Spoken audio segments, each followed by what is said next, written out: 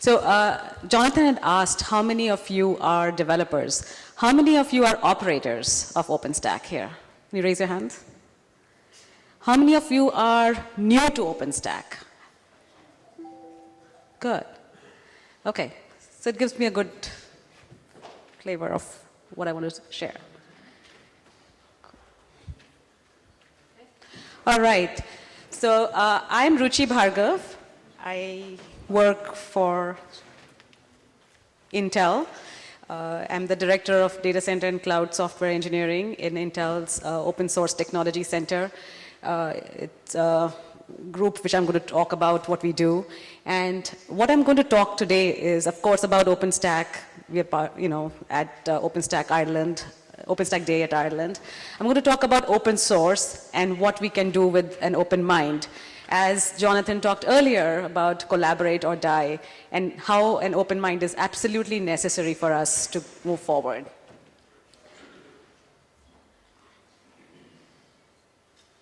What am I doing wrong?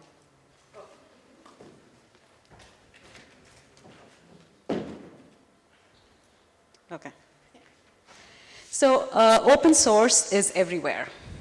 I'm probably preaching to the choir. It's an assumption which all of you have probably come with, given that we are here at the OpenStack Day in Ireland.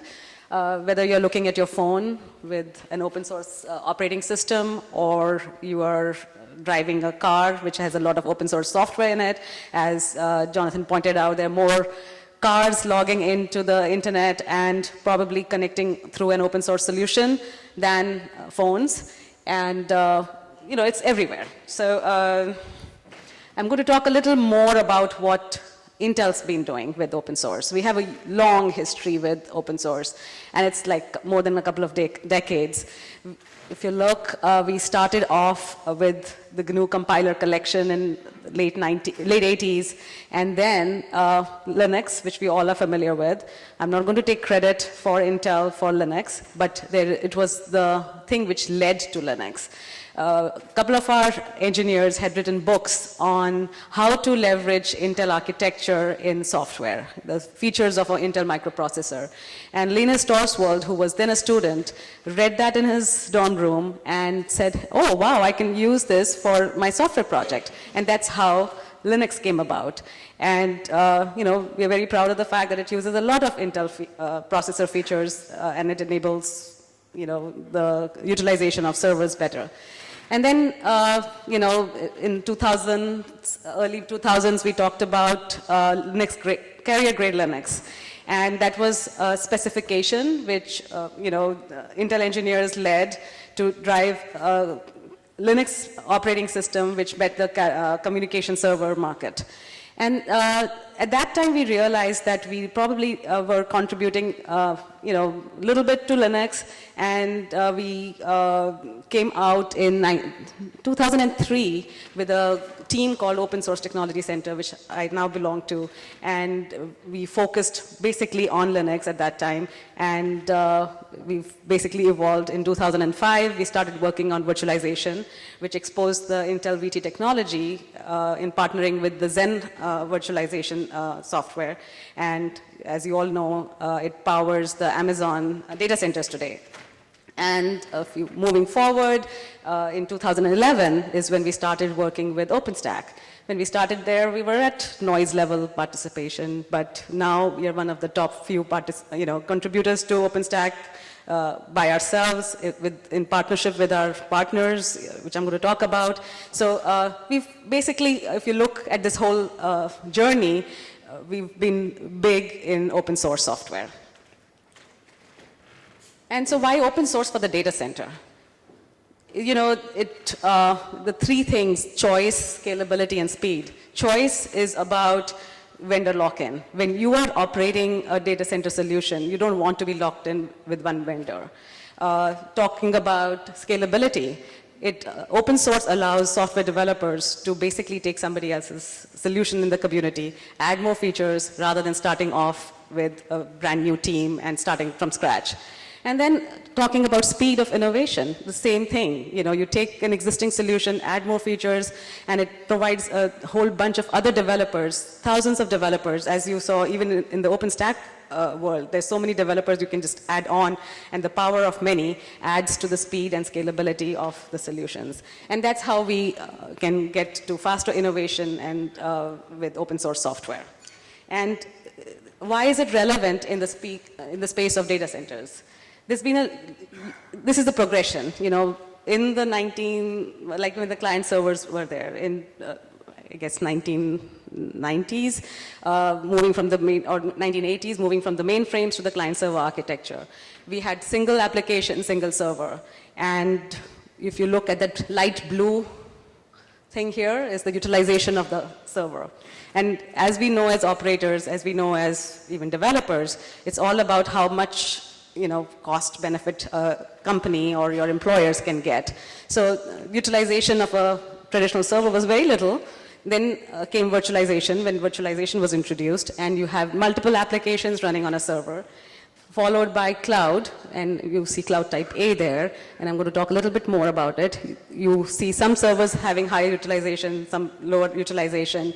With virtualization and multi-tenant, you can get elasticity features, you can get metering of pooled resources, the classic tenets behind the cloud implementation.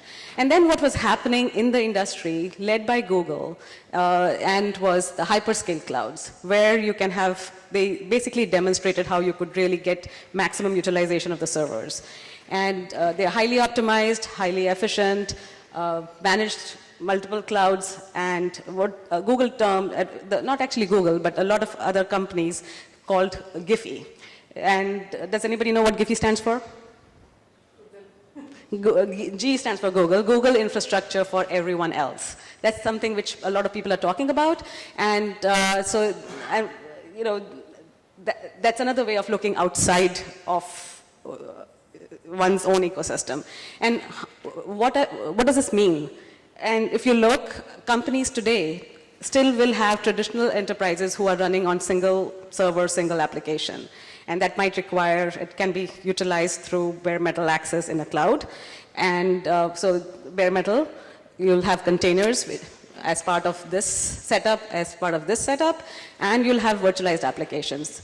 So the point here is there will be multiple usage models will be prevalent in a single data center for a good foreseeable future.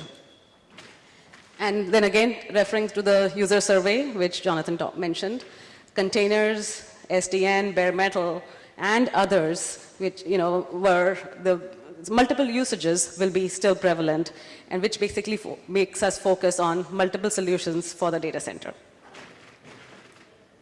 So tying it back as to what I wanted to talk about, OpenStack, open source, open mind, our work at Intel and the community has been focused on 3 areas, and I'm going to talk about each of them a little bit. So the first focus is about bridging the gaps in the current OpenStack implementations through, you know, from A release to the current M release, about the enterprise gaps and the telco gaps. But we focused initially on enterprise because most of the telco gaps were also the same as the enterprise gaps. Then we wanted to look inside OpenStack and look outside of OpenStack. And I'm going to go through each of those areas. So bridging enterprise gaps, we started with a team a couple of years ago. You know, most of the features were talking about live migration, high availability of tenants, high availability of servers, and deployability. Those are the 4 big areas which enterprises thought were big gaps in OpenStack. So we obviously couldn't do it alone. We initiated something called Cloud for All, where we wanted great adoption of OpenStack, but we also needed partners. So we partnered with you see Mirantis, Rackspace, and many more. And last year we launched this effort, Cloud for All, and we set up OpenStack Innovation Center in San Antonio. I know Jason, are you here? Jason, yeah. So Jason was part of the initial startup team where we set up the OpenStack Innovation Center. And I'm going to talk a little bit more about what the OpenStack Innovation Center is. It had 3 primary goals. The first one was we wanted talent to be available, trained talent.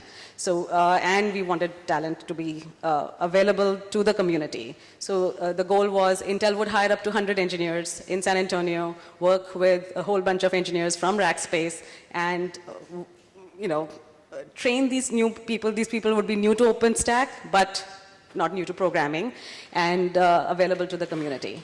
The second focus was the gaps which we had been working on, which the community had been working on, would be the top focus for this team. And so they put together a roadmap. They also organized global bug smashes, basically geared towards higher quality of OpenStack, reliability of OpenStack, and it increased basically the feature set of OpenStack. And the team, I'm very proud to say, we've got close to 100 engineers hired in San Antonio, and they're working on this particular roadmap. And then the third part is about scale. Scale is always considered when OpenStack started getting adopted in the enterprise. People said, oh, you can't deploy OpenStack for more than 50 nodes or 100 nodes. So Intel and the partners basically said, we are going to provide to the community 2,000 node clusters where you can deploy and test for periods of time, denominations of nodes like from 50s, 100 to 100,000, and or across 2 data centers, 2,000 nodes, where you can scale, validate your scaled applications as well as deployments. And we have the first data center online. Second one is going to be online soon. And there's a governance process, and I have a link which you can go and use that. So that was about looking inside the current OpenStack implementation. Then we said, okay, let's look at how OpenStack is architected today. If we have to it's been 5 years, and there were certain, performance and scale implications which some of the customers, users, and developers were complaining about. So we said, if you need to rethink OpenStack, what do we need to do? So we put 5 developers, had them work for 5 months on a prototype project, and we had them present to the OpenStack Summit in Austin. So and we called this project called CIAO, CIAO. It stands for Cloud Integrated Advanced Orchestrator. And if you notice, there's an orchestra conductor here. And this team basically was given 3 design principles. And it talked about equality, efficiency, and ease. Equality is about, remember we talked about multiple modes of operations, containers, VMs, mixed mode operations. So this particular solution would not have any, it would not differentiate between a VM and a container. It needed to be performing with high performance expectations, and it needed to be easy to deploy and upgrade. So the result was, which we demonstrated and which is available for, this code is available for all of you to try, is on a 100-node cluster in Rackspace, which we just took a public cloud deployment, and we were able to deploy 10,000 nodes, 10,000 containers, 5,000 VMs in less than a minute. That's like huge. That's a huge performance gain. And the code's available on GitHub, clearedlinux.org/chow. And so looking outside, so this was about inward look of OpenStack. Now if I have to look outside of OpenStack, and I think Jonathan talked about it, it's an ecosystem where it's not only OpenStack, we have to partner with other solutions, and there are going to be other solutions in the data center. So we basically in the OpenStack Summit in Austin, we talked about Stackineties. We took OpenStack, partnered with CoreOS, and Kubernetes is their solution. And we deployed OpenStack on top of Kubernetes, and we call it Stackineties. And it basically took a few Intel developers, a few CoreOS developers, and a large part of the community, the COLA working group, etc., to come across and create the solution. It's demonstrated, and I was talking to somebody else yesterday. There are multiple such solutions. So it's, this Stackineties is using Kubernetes. Mark, right? I think you talked about LXC. There are multiple solutions where you deploy OpenStack on top of containers. And Cola is one such solution, and the source for this is also available online. And essentially, what my ask for all of you is, we have these 3 focuses. Current OpenStack, it'd be great if you could participate in the community. OSIG.org is one way of validating your at-scale solutions or contributing to code. Try Chow and use Stackinities. And also, if you go to the Intel Builders program, network builders, storage builders, and cloud builders, there are lots of white papers, there are lots of reference implementations, which all of you could avail. And since I am getting out of time, there's a video which I would like for you to see. Together, we're delivering the benefits of the open cloud, the data centers large and small. Intel inside, infinite possibility outside.